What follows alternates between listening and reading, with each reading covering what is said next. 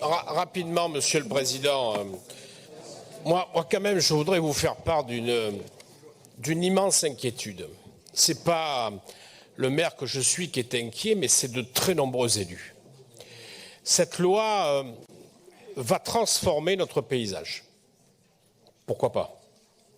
Mais on entend les mêmes injonctions. Par exemple, on nous dit qu'il faut réutiliser les friches pour le logement, il faut réutiliser les friches pour l'industrie, il faut réutiliser les friches pour les équipements publics.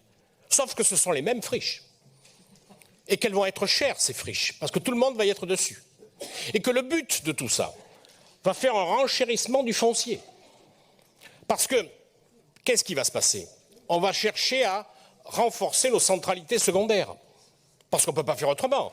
On ne va quand même pas mettre des milliards d'euros pour faire le RER métropolitain jusqu'à nos chefs-lieux d'agrandissement pour les empêcher de se développer et de construire. Sinon, il ne faut pas investir dans le RER métropolitain. Et il faut s'arrêter là de suite. Il faut également que l'on pense à la vie des gens. On est un certain nombre ici d'être nés dans les années 60.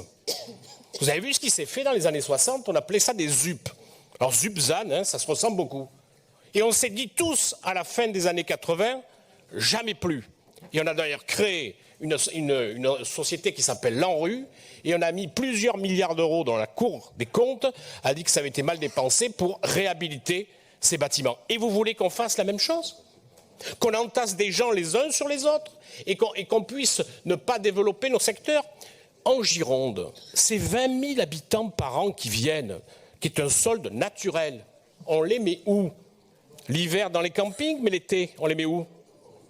Il va bien falloir construire des logements pour ces gens, alors que la surface utilisée soit moins importante. Tout le monde en est d'accord. Mais il va falloir, et c'est tout le but, et d'ailleurs j'en profite pour dire à Mme Roued, qui a dit tout à l'heure qu'elle allait travailler avec l'association des maires ruraux. Il y a aussi des associations départementales de maires et une fédération régionale des maires qui sont aussi à votre disposition pour travailler avec vous. Parce qu'il va falloir, je le dis à mes collègues élus, nous travaillons sur des cartes qui sont de 2019, nous sommes en 2023, il y a déjà une partie des 50% qui est déjà consommée pour la mise à jour des cartes qui ont été prises avant.